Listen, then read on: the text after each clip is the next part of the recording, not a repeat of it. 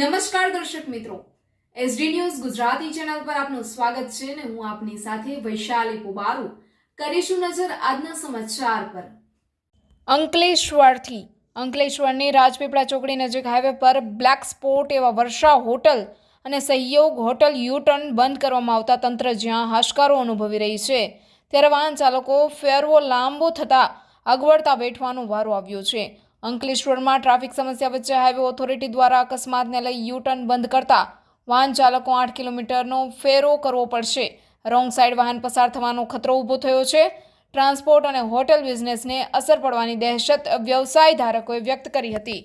વધતા જતા અકસ્માત પ્રમાણમાં વચ્ચે અંકલેશ્વર નજીક મોતાલી પાટિયા સહયોગ હોટલ યુ-ટર્ન અને વર્ષા હોટલ યુ-ટર્ન પર અકસ્માતનું પ્રમાણ વધ્યું હતું, જેને લઈને ટ્રાફિક સમસ્યા પણ સર્જાતી હતી।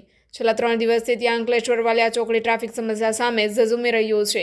આ વચ્ચે ટ્રાફિક નિયંત્રણ કરવા માટે તેમજ અકસ્માત ના સર્જાય તે માટે સૌથી મોટો નિર્ણય લેતા હાઈવે પર બનાવેલ વર્ષા હોટલ યુ-ટર્ન પર માટી નાખી તેમજ રોડ મટીરિયલ નાખી બંધ કરી દીધો હતો, તો સહયોગ હોટલ નજીક પણ યુ-ટર્ન બ્લોક કરી દેવામાં આવ્યો છે, જેને લઈને સુરત તરફથી આવતા વાહન ચાલકો ક્યાં વાલિયા ચોકડી નીચે ઉતરીને જવું પડે અથવા તો વાહન ચાલકોએ યુ-ટર્ન માંડવા નજીક પેટ્રોલ પંપ પાસે આવેલ યુ-ટર્ન પર 8 કિલોમીટર લાંબુ અંતર કાપવું પડશે। વડોદરા તરફથી આવતા વાહનો વાલિયા ચોકડી સુધી આવવું પડશે। બંને યુ-ટર્ન બંધ થતાં હાલ વાહન ચાલકોને અગવડતા ઊભી થઈ છે। તંત્ર દ્વારા તેમના જીવ પર જોખમ ઘટાડવામાં કરવામાં આવેલા પ્રયત્ન વચ્ચે વર્ષા હોટલ પાસે નાના વાહન ચાલકો બાઇક ઉંચકીને રોડ ક્રોસ કરતા નજરે પડ્યા હતા, તો અન્ય વાહન ચાલકો રોંગ સાઈડ પસાર થતા જોવા મળ્યા હતા। આ વચ્ચે રાજપીપળા ચોકડીથી સહયોગ હોટલ સુધી રહેલા વિવિધ ટ્રાન્સપોર્ટર અને હોટલ વ્યવસાય ધારકોમાં પણ નારાજગી ફેલાઈ છે।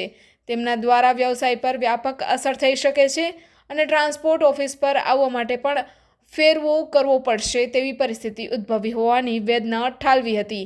અત્રે ઉલ્લેખનીય છે કે અકસ્માતનું પ્રમાણ ઘટશે પણ ટ્રાફિક સમસ્યા વકરી શકે છે। અમરાવતી નદીનો સાંકડો પુલ હોવા સાથે રસ્તામાં જો ટ્રાન્સપોર્ટરના વાહનો રોડ સાઈડ પર ઊભા રહેશે તો વાહનોની લાંબી કતારો લાગી શકે છે।